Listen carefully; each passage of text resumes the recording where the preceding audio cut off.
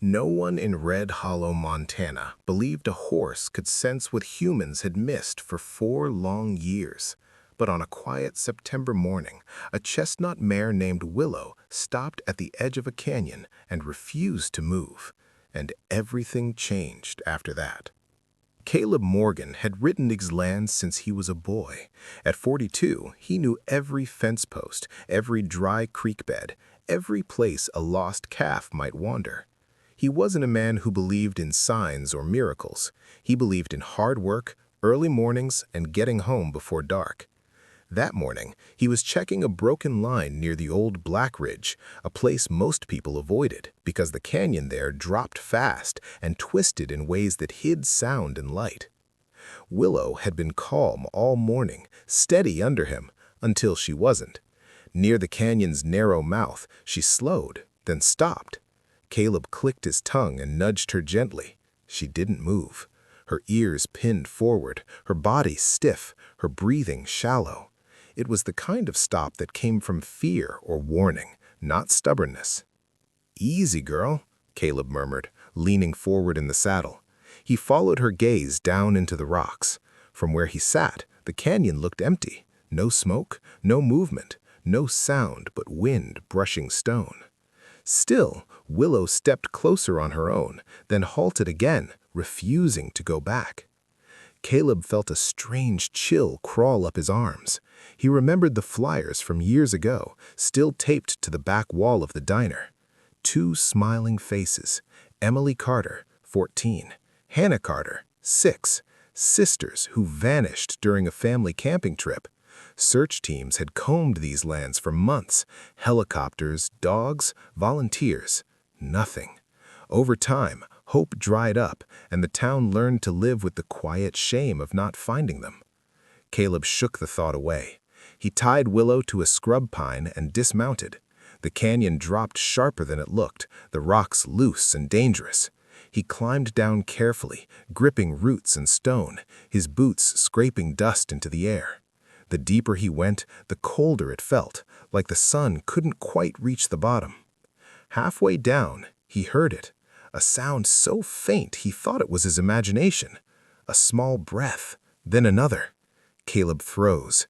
He listened again, heart pounding in his ears. This time, the sound came clearer. A weak cough, human. "Hello?" he called, his voice echoing back thin and broken. "Is someone there?"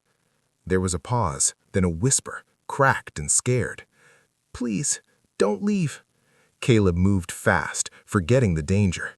He followed the sound to a narrow shelf hidden by brush and rock. There, huddled together under a makeshift cover of torn fabric and branches, were 2 girls, thin, dirty, hair tangled and sun-bleached. The older girl wrapped her arms around the younger, her eyes wide with fear and disbelief. Caleb dropped to his knees. "You're safe," he said, though his voice shook. "I'm not going anywhere." The older girl swallowed hard. "I'm Emily," she said softly. "This is my sister, Hannah." Caleb's chest tightened. 4 years vanished in a single breath. He noticed scars on Emily's hands, the way Hannah clung to her, silent but alive. They looked like ghosts pulled back into the world. Above them, Willow let out a sharp, urgent whinny that echoed through the canyon, as if calling the sky itself to listen. Caleb looked up, tears burning his eyes, and knew that if the horse hadn't stopped, if she hadn't refused to leave, these girls might have remained hidden forever. Caleb didn't ask how they had survived yet. He knew some questions were too heavy for the moment. Right now, all that mattered was keeping them calm and getting them out alive. He took off his jacket and gently wrapped it around Hannah's shoulders. She was lighter than she should have been, her body stiff with fear, her eyes fixed on Emily as if letting go might make everything disappear. "It's just a climb," Caleb said softly, forcing steadiness into his voice. "I'll go slow. We'll do this together." Emily nodded, but her hands trembled. She helped Hannah stand, whispering to her in a low, steady tone that sounded practiced, like she'd been doing this for years. Caleb realized then that Emily wasn't just an older sister anymore. She had been a protector, a parent, a wall against the world in this hidden place. The climb out of the canyon took longer than it should have. Emily's legs were weak, and Hannah could barely lift her feet. Caleb braced them with his body, guiding each step, taking the weight when they slipped.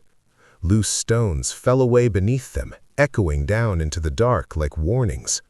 More than once, Caleb felt panic rise in his chest, afraid one wrong move would send them all tumbling back down. When they finally reached the top, Willow stood exactly where he'd left her. She stamped the ground and snorted, her dark eyes wide, as if she'd been keeping watch. Hannah froze when she saw the horse, then slowly reached out.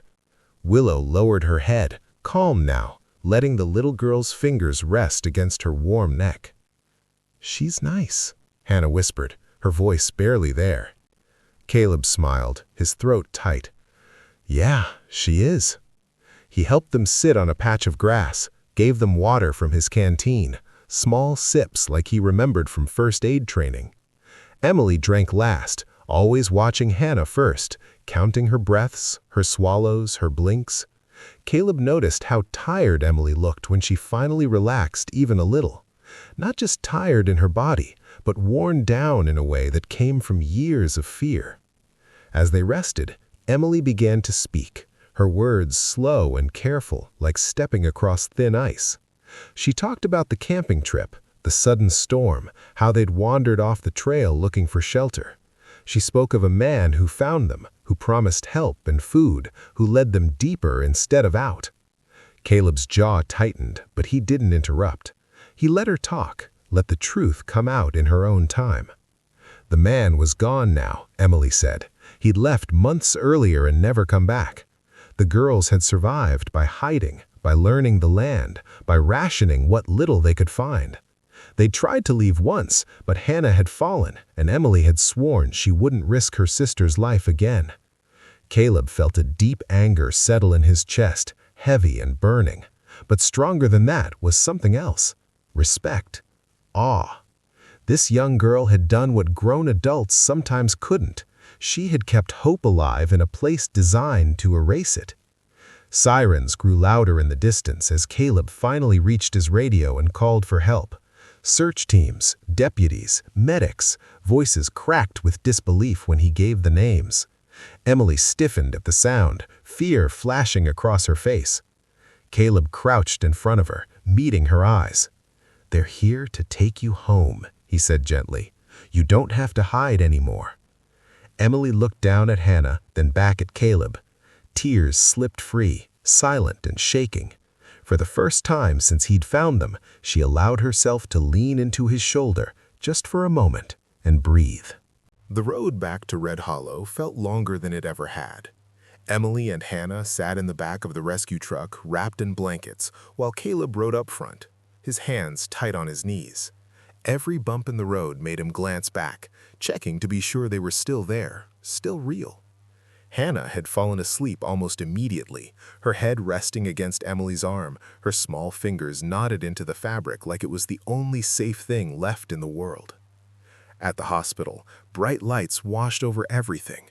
Doctors and nurses moved fast, asking questions, taking notes, checking pulses. Emily answered when she could, her voice calm but distant, like she was speaking through glass. She never let go of Hannah's hand. Even when a nurse gently tried to separate them, Emily shook her head, firm and unafraid. Caleb stayed close, though no one had asked him to. He sat in the hallway, hat in his hands, boots still dusty from the canyon. People whispered as they passed. Some stared. Others cried openly. News spread quickly in a town this small. 2 girls missing for 4 years don't just come back quietly. When the Carter parents arrived, the air seemed to break apart. Their mother ran first, sobbing, dropping to her knees as she reached them. Their father followed, slower, like he was afraid they might vanish again if he moved too fast. Emily froze when she saw them. Her body went stiff, her eyes wide, her breath caught in her chest. Hannah stirred, waking to the sound of familiar voices, and suddenly everything exploded into tears and shaking arms and broken words. Emily didn't move right away. Caleb noticed it before anyone else did. She watched her parents like strangers, her face caught between relief and fear. It had been 4 years since she'd seen them. 4 years of surviving without adults, without safety, without trust. The girl who'd gone missing wasn't the same one standing there now. A social worker spoke softly to Emily, explaining things, giving space. No one rushed her. When Emily finally stepped forward, it was slow and careful. She let her mother hold Hannah first. Only after seeing her sister safe in their parents' arms did Emily allow herself to be pulled into the embrace. Caleb felt something twist deep inside him. Pride, sadness, a quiet ache he couldn't name. Over the next few days, the story spread beyond Red Hollow. Reporters came. Cameras waited outside the hospital. They all wanted to talk about the horse, about the miracle, about the rancher who just happened to find them. Caleb avoided them all. He visited once a day, bringing small things, a clean hat for Emily, a soft toy horse for Hannah. He never stayed long. Emily noticed, though. On the 4th day, when Caleb stood to leave, she spoke up. "You came back," she said. He nodded. "Told you I wasn't going anywhere." She studied him for a long moment. There was something different in her eyes now. Less fear, more awareness. She wasn't just a rescued girl anymore. She was someone standing at the edge of a new life, unsure where to step. "I don't like the quiet at night," Emily admitted. "It feels too open." Caleb understood that feeling more than he wanted to admit. "It gets easier.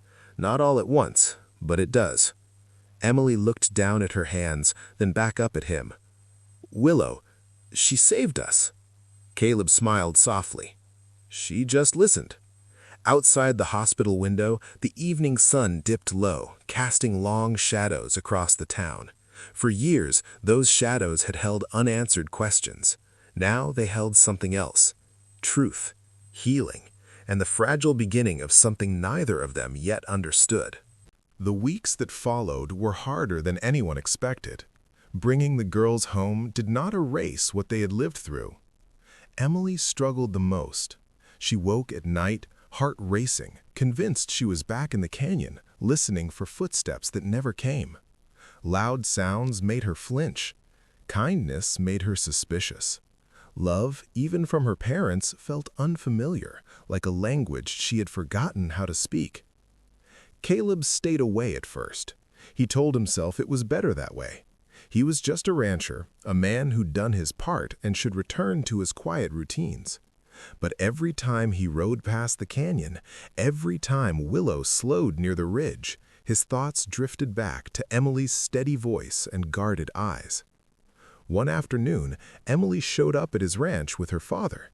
She stood by the fence, taller now, stronger, but still carrying the weight of those lost years. Caleb walked over slowly, unsure of what she wanted, unsure of what he should say. "I needed to see the place," Emily said. "The place where it ended." Caleb nodded. He didn't ask more. He saddled Willow and walked beside Emily as they rode out to the canyon, not down into it, but close enough to feel its presence without being swallowed by it. The wind moved gently there, not sharp like before. The land felt different too, like it had released something it had been holding. Emily spoke quietly as they stood at the edge. She talked about fear, about growing up too fast, about feeling older than everyone her age and not knowing where she belonged anymore. Caleb listened. He never tried to fix it. He just stayed. Over time, their visits continued, always simple, always careful. There was no rush, no promises. Caleb became a steady figure in Emily's life, someone who didn't expect her to be a child or an adult, just herself. The age between them was clear, unspoken, handled with respect and distance, but the connection was real. It wasn't romance born from fantasy. It was trust built slowly, honestly, on shared silence and understanding. Years passed. Emily healed. She grew into herself, finding strength beyond survival. When she came back one summer evening, older now, standing confident and sure, the air between them felt different. Not heavy, not confused, clear. "I never thanked you properly," Emily said as the sun sank low. "Not just for finding us, for seeing me." Caleb met her gaze, steady and calm. "You did the hard part. I just showed up." They stood there together, the canyon quiet behind them, Willow grazing nearby, the past finally resting where it belonged. Some love doesn't begin with sparks or sudden moments. Some love grows from patience, respect, and the courage to stay when walking away would be easier.